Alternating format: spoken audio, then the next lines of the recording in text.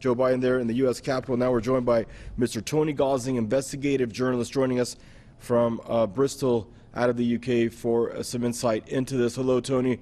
Hope you're safe and doing well. I'm sure you listened to that with the rest of us. Your thoughts on Biden's speech there?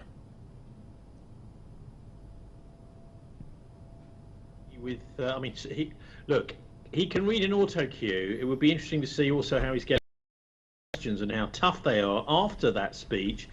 But I'm afraid all this stuff about going over there to bomb terrorist training camps, military targets, that was what they were doing for the last 20 years, is obviously complete nonsense to anybody that's in touch with what's been going on the ground in Afghanistan. First of all, Afghanistan was not the place from which the 9/11 terrorist attacks were launched. And secondly, all the evidence suggests that Osama bin Laden wasn't killed in 2011 in Abbottabad, as he was saying, but he died around about the time of the 9/11 attacks in Dubai, having a kidney operation, or anyway, that's what it was even reported here on our Jon Snow on our television news about bin Laden having this operation, having very serious illness around the time of the 9/11 attacks. So the idea that he lasted for another 10 years, I don't think most serious commentators around the world really believe this. But this is sort of speech is really there for the general public who are not actually up to speed with what's really been going on. He also talks about all these Al-Qaeda franchises. Well, also, of course, certainly the Chinese and the Russians, and many commentators in the West, like UK Declassified, which contains now many journalists like Richard Norton-Taylor, the security correspondent for The Guardian, who can no longer get their articles published in the British press because of editorial control and censorship by the NATO powers. As we've seen in the West, there's a lot of problems with that. But those sort of people are suggesting that Al-Qaeda, and Mark Curtis is another one, and these various are just simply fronts for the Western military-industrial complex, that actually they're not independent Islamist, completely autonomous groups that are fighting. They are actually effectively mercenaries who are proxy armies for the West, whether it's Al-Shabaab, wherever you want to go in the world where you find these so-called franchises, then I'm afraid this is just gameplay by the Western intelligence services. And Afghanistan has been a very similar thing. Of course, although it's not mentioned there, that American troops in Afghanistan are also a big threat to the next door neighbors in Iran, where you are. This is obviously a big geostrategic move. And I would sum it up by saying the real version of what we just heard is much simpler. That war, if you can call it a war, because of course it's really just an occupation by a massively powerful military force, much more powerful than those they were occupying, really was one as geostrategic. So that is plonk ourselves right in the middle of the world island in the Eurasian continent, right next door to Russia and Iran, our enemies, get in the way, cause trouble, try and split Russia from China. And the other thing, very important, this was all about growing poppies, opium, because the United States deep state uses revenues from the poppies, from opium, but particularly obviously from heroin, to fund the Hong Kong Shanghai Bank, HSBC, to shut down these illegal drug operations, which are used to fund terrorism by the deep state in the West.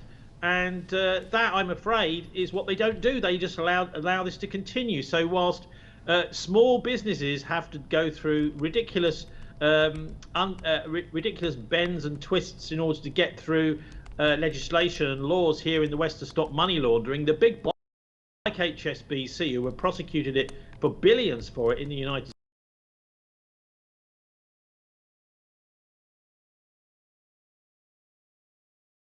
ISIS, as various people have exposed over the last few years. So really, I don't think a very real speech. This is just designed to pull the wool over the eyes of the US public, and I would hope that at least there'll be some questions asked by the journalists about just how real he thinks that threat to the United States ever was or is into the future from Afghanistan, which is really rather happy that these United States troops and the British troops and other NATO troops have gone. But the idea that they're going to be conducting terrorist attacks, if terrorist attacks did happen now, I would suggest that they're mostly being done by the West, by the NATO services, in order to try and politically exploit this to gain more power. This is what they do with the politicians. They say, oh gosh, there's this terrible, terrible threat. We need more power. We need more money. And that's how the deep state operates in the West here.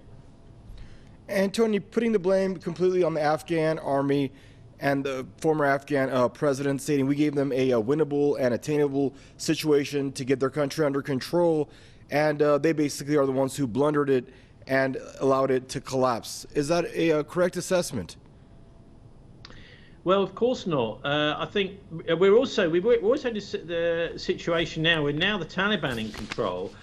I do wonder whether this is just an overt presence of the United States being swapped for a covert of the United States. And I know that's quite a controversial thing to say, but there is evidence that the Pakistani ISI, their intelligence service, a bit like the CIA or Britain's MI6, are actually aiding and assisting the Taliban to such an extent that the Taliban possibly couldn't exist without the ISI's support and logistical support through Pakistan. So, you know, there is I wouldn't like to say, because these things are quite difficult to get to the bottom of, but it certainly looks as if the Taliban may be really steered through the US, by the US through Pakistan. And the Afghan people, of course, are being shortchanged again. They're getting rid of a whole bunch of foreign troops, but some of their homegrown Taliban, particularly the people who control the money in the Taliban, and some of the policies, but they're often the same, are actually working for outside forces too, and not really reflecting the true causes of Islam. We shall see. And I wouldn't like to actually draw a line under that and say that's for definite, but I think there's a lot of evidence that points towards that, and only time will tell to see just how the Taliban deal with the country now that the NATO troops have left. And Tony, in the part where Joe Biden's saying it's time for the U.S. to change its its military interventionism policy that it's big and engaged in as long as you and I can remember, possibly as long as you and I were born, and much longer than that. Could that really be, do you think there's truth? The U.S. going to actually stop spending $800 billion to $1 trillion a year on its military spending? I mean, is it going to put the big monster to sleep? It's a military industrial complex there. Or is it going to, I don't know, retain it but just not use it? Does that even make sense? Your thoughts on him saying that the U.S. it's time for the U.S. to change its policy in general towards how it handles this? Well, yes, I wait with bated breath, but don't hold your breath, you know, because this is what happens is speeches like this get made, as Biden was saying, of course, before he got elected, and then suddenly they hold their hands up and say, oh, well, the situation has changed. We need a new foreign intervention. So I think we should take that with a pinch of salt, because whatever happens on the world stage, the U.S. has an excuse to go and send the troops in there. I mean, the thing that what he said, which along the same lines, in the same sentence, I think actually, which almost amused me if it wasn't so sad, is that he was saying that human rights are at the center of U.S. foreign policy. Well, he's speaking to a domestic audience, of course, and they don't really know, and many don't really understand, and the press certainly don't care about what's going on abroad. They are really much more focused on the United States, and many people don't really know what's going on in other parts of the world. But one thing's for sure, human rights have never been at the center of US policy, and if he manages to turn that around, that really is like turning the proverbial oil tanker around in 5 minutes. It's almost impossible to see that, because human rights have been totally and utterly torn up by the US presence, particularly in Afghanistan, but obviously, as we've seen, all over the Middle East, particularly using their proxy armies, these mercenary armies funded through some of the big banks in Switzerland and in Britain and in London, in the city of London and Brussels. So human rights, no. I'm afraid this is just a speech for, I suppose, a credulous domestic audience, but the rest of the world will probably look at that and say, well, human rights in America, well, that doesn't really make sense. Those are two words that certainly do not go together. Thank you, Tony. Thanks for sticking around for that long and answering all those questions with us. Always a pleasure, especially after big events like this. Mr. Tony Gosling there joining us, investigative journalist from Bristol.